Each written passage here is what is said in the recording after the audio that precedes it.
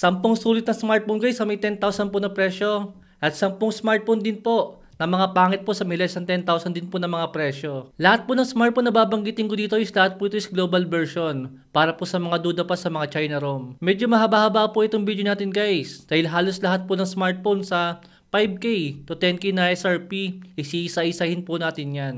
Umpisahan po agad natin dito guys sa may around 5,000 to 6,000 po na presyo. Itong si Redmi Note 14 4G guys. Madalas po ito nagsisale ng around 5,000 lang sa may 6128 na version. Naka-AMOLED display po yan. Tapos Helio G99 yung kanyang processor. Saka 55 mAh siya battery. At 33 watts sa charger. Ang ganda po ng specs ng Redmi Note 14 guys. Kung naghahanap lang po kayo ng casual phone na mayroong magandang display at malaking battery din. Dahil madala nga po ang AMOLED display sa around 5,000 po na presyo pagka naka-sale. Yung bagong smartphone po guys sa Infinix Hot 60i, nasa around 5,000 din po yung kanyang presyo. Negative po guys yung smartphone na to. Dahil unang-una naka-IPS lang po yung kanyang display at naka-G81 lang po yung kanyang processor guys. Saka mas maliit po yung battery ng Infinix na to compare nga po sa may Redmi Note 14. Ang maganda lang po dito guys sa may Hot 60i is yung malaking storage po niya at yung mabilis sa charger. Compare nga po sa may Redmi na to na merong G99 pero naka-55 po yung kanyang battery at 33 watts sa charger. Dahil kung gusto nyo po ng malaking storage, syempre yung naka-AMOLED din. Mas maganda po guys, ito na po yung kunin nyo.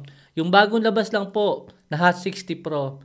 Around 6,000 po yung presyo niya ngayon guys. At napakaganda po ng kanyang specs. As of recording this video guys, ginagawan ko pa lang po ng review yung smartphone na to. Pero pinakita ko na lang nga po sa inyo yung unboxing na yan. Talagang napakaganda po niya para sa may around 6,000 po na presyo. Panalong-panalo po yung Hot 60 Pro. Then naka 8256 nga po siya. Compare po kay Hot 60i na merong around 6,000 din po sa may 8256 na version. Pero napakapangit po ng specs ng Hot 60i. Kung makakakita po kayo guys ng Infinix Hot 50 sa may around 5,000 na presyo, yun guys sulit din po yun. Then naka 8256 po siya. IPS lang po yung kanyang display. Pero naka G100 po yung processor na yun guys. Compare nga po kay Hot 60i. Bagong labas lang po siya.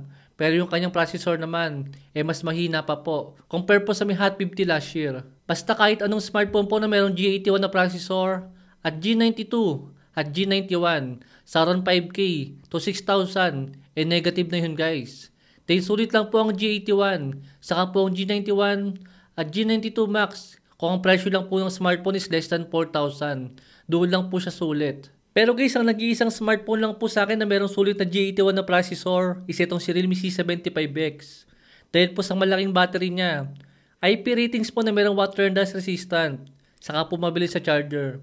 Yan guys, pwede nyo pong i-consider yung smartphone na yan. Kung gusto nyo nga po ng murang smartphone na pwede pong mabasa, saka po matagal malobat. Dahil karamihan pa rin po guys sa mga around 5,000 to 6,000 po na mga presyo na mayroong G81 na processor. Hindi po sila pwedeng malubog sa may tubig. Saka maliit pa rin po yung kanilang mga battery. Tulad po nila Tecno Spark 30, Poco M6, at Redmi 13. Mga G81 lang po yung mga smartphone na yan guys. Si Itel S25 naman guys is nasa around 6,000 po yung presyo niya ngayon. Na dating around 5,000 lang. Naalala ko guys, yung ginawan ko po ng review yung smartphone na yan. Medyo marami po nagsabi na medyo mataas daw po yung standard ko sa isang smartphone ngayon. Dahil sinabi ko na negative nga po yung sa Itel S25. Dahil hindi nga po sa akin sulit yung si Itel S25 na yan guys. Dahil kung titingnan po natin guys yung smartphone na yan, is yung AMOLED lang po yung maganda sa kanya. Then pagdating po sa may camera, sa may charger, sa may battery, saka po sa may processor, is same lang po siya guys ang karamihan po sa mga smartphone na meron mga less than 4,000 po na mga presyo ngayon. Dahil naka-Unisoc nga lang po siya. Nakasing nga lang po ng Infinix Smart 10 na around 3,000 lang. Dahil di hamak po naman sulit sa may Itel S25, etong si Itel RS4.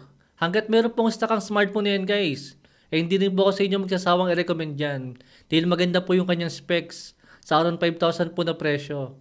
Ilan pang sulit na smartphone po sa may around 6,000 na presyo, isa tong si HMD Crest 5G. Dahil unang-unang naka-AMOLED display po siya, with 5G na data agad. Saka naka-stock Android po siya na sobrang dalang na po ngayon. Kung sakali din po makakakita kayo ng Tecno Spark 30 Pro sa may around 6,000 na presyo, okay din po yan guys dahil nga po naka G99 siya. Naka-AMOLED display din. Optimus Prime po yung kanyang design. Saka maganda rin po yung kanyang camera. Si Nubia Neo 3 4G guys, okay din po yung smartphone na yan. Kung sa may around 6,000 nyo lang po siya makukuha pagka naka-sale. Pero kung sa may SRP, medyo negative po siya para sa may around 8,000. Then naka-IPS lang po yung kanyang display at medyo decent lang po yung kanyang camera. At ang panglaban lang po ng smartphone na to is meron po siyang trigger button. Saka po yung 6,000 mAh battery. Kaya kung around 6,000 po ang budget nyo, okay din po yung Shinobi Neo 3 4G. Pero kung sa may 8,000, medyo negative yan guys. Saka naka 8128 nga lang po siya, yung si Neo 3 4G. Dahil maganda rin pong i-consider ngayon guys ang POBA 7 na may around 6,000 na presyo pagka naka-sale, yung 8128 na version. Saka 7,000 naman guys, yung 8256 ng POBA 7. Ito ang mayroong pinakamalaking battery guys sa mga ganitong presyo ngayon. Na meron din pong malaking display, saka Helio G100 na processor. Hindi nga lang siya naka-AMOLED, pero at least malaki nga po yung kanyang battery. Si Infinix Hot 55G naman guys, medyo wrong timing po nilabas si Infinix to. Dahil ilalabas na nga rin po guys ang Infinix Hot 60 series. Kaya medyo negative na po ako sa may smartphone na yan.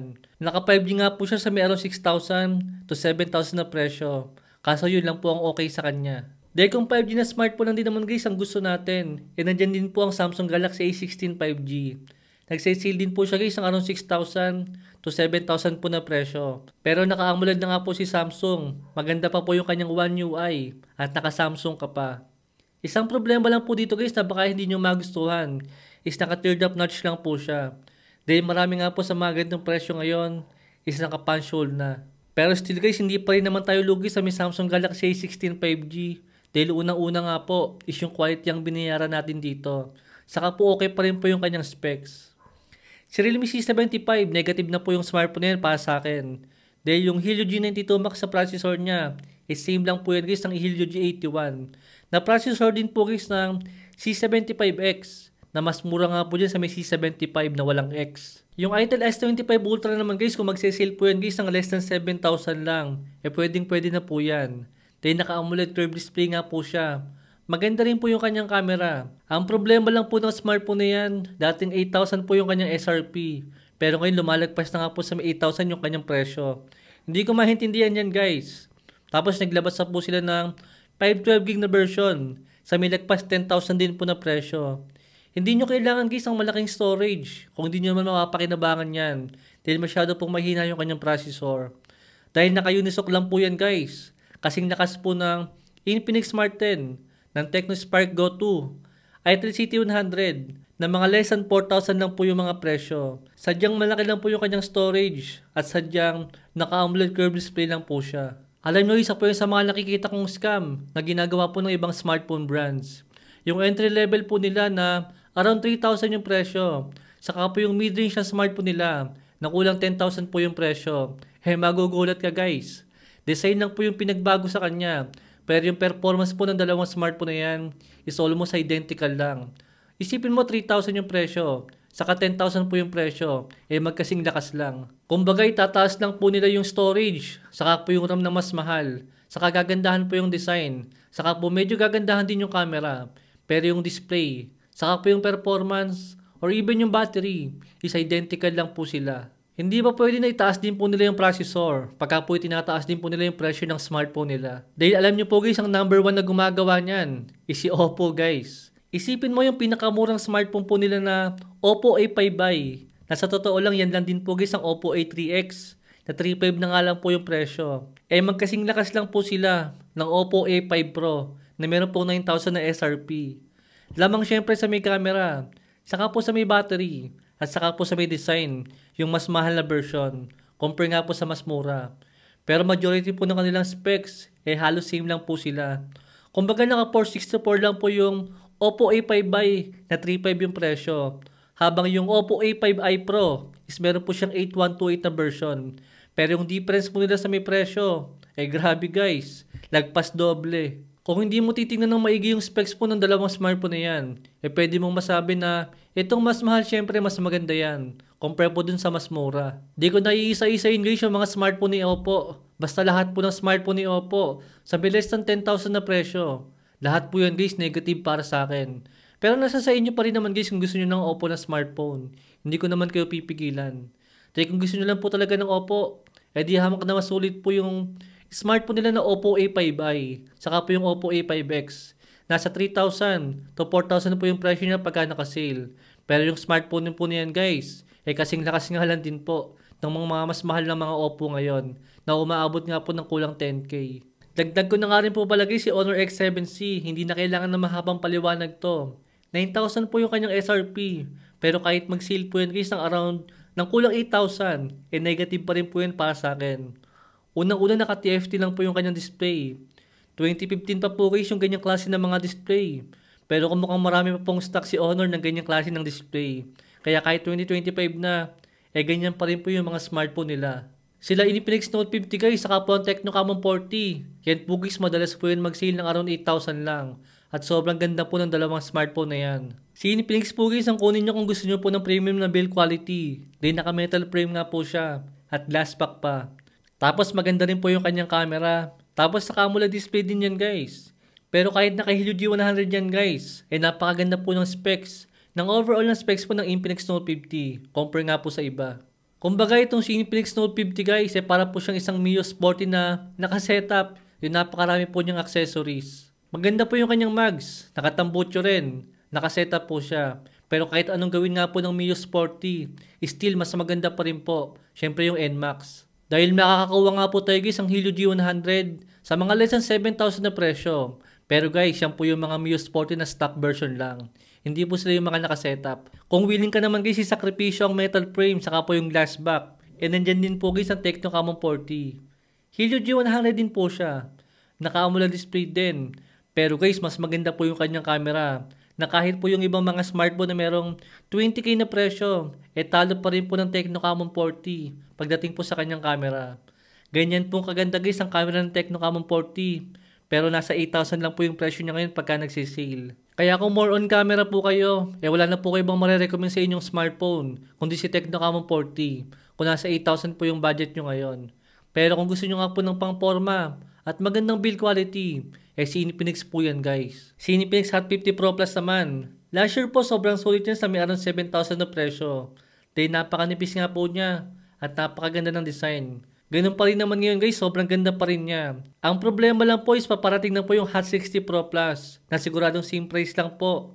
Or baka mas mura pa. Dahil nga po bagong labas lang din. Baka po ngayong July ilabas yan or baka nga po first week ng August. Kaya kung sakaling plano nyo pong bumili ng Hot 50 Pro Plus, medyo maghintay-hintay po muna kayo. Dahil hindi na nga rin po magtatagal, ilalabas na nga po yung bagong version. Considering po na medyo mahal pa rin po ang Infinix Hot 50 Pro Plus, na umaabot pa nga rin po ng lagpas 8,000.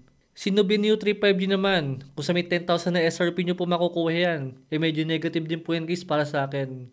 Pero kung around 8,000 lang, or around 7,000, okay po yan. Nung nakaraang sale guys is naging around 7,000 lang po siya, at okay po yung kanyang specs so sa may ganyang presyo nyo lang makukuha. Dahil nga po naka 5G na po yan. 6,000 mAh yung battery niya. Merong shoulder trigger button, merong RGB light sa may likod. Napakarami po ng mga gaming features kaya okay na okay pa rin po yung smartphone niya para sa akin kung sa may sale nga po siya makukuha. Saka take note nga lang din po pala guys, sa lahat po ng smartphone na mga nasubukan ko sa mga less than 10,000, yung Nubia Neo 3 series po, ang merong pinakamagandang touch sampling rate na nasubukan ko.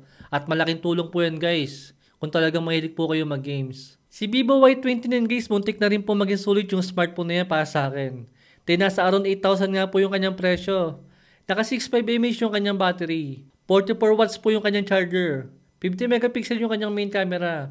Saka po 6.68 inches na merong IPS LCD display with 120Hz refresh rate. Tamang-tama lang po yan guys para sa may around 8,000 para sa isang Vivo na smartphone. Ang kaso ang problema lang, tulad po nung ginawa ni Oppo, iniwan din po nila yung processor. Imbis na itaas din po nila, yung processor po ng Vivo Y29 is mas mahina pa nga po siya compare sa mga naka G100 na processor ngayon, na mas mura pa po dyan kay Vivo. Si Infinix Note 50 Pro guys, nagsisale din po siya ng around 8,000 sa may 8256 na version. Mabilis po yung kanyang charger, at mataas na 32 megapixel na front selfie camera. Yan lang po yung lamang niya, saka po yung 8 megapixel ultra wide. Yan po yung lamang niya guys sa may regular na Note 50. Pero kung lalagpas po ng 10,000 ng Infinix Note 50 Pro, hindi na po yung sulit para sa akin. Pero kung less than 9,000 lang, pwedeng-pwede na yan. At lastly guys, ang almost perfect na smartphone po para sa akin, sa may kulang 10,000 po na presyo ngayon, kung specs lang po ang pag-uusapan, is itong si Poco M7 Pro 5G. 10K po guys yung kanyang SRP, pero nagsisale din nga po siya guys ng around 8,000, sa may 8256 na version. Unang-una naka-AMOLED display yan. Naka 5G din po siya. 45 watts yung kanyang charger. At siya rin po ang merong pinakamalakas sa processor. Sa lahat po ng nabanggit ko dito guys. Lamang lang po siya ng konti sa may Helio G100. Saka po sa may Dimensity 6300 5G. Pero at least nga guys is medyo mas malakas siya ng konti. Kaysa naman na same lang siya ng G99. Yan na po guys, halos lahat ng smartphone sa may around 5,000 to 10,000 po ng mga SRP ngayon. Comment na lang po kayo guys kung meron pa akong nakalimutan na ibang smartphone sa around 5,000 to 10,000 nga po na SRP. Para sa inyo guys, alin po dyan ang pinakasulit para sa inyo? Comment nyo na lang po sa may comment section. At palig na po yung video natin guys kung nakatulong. Thanks for watching.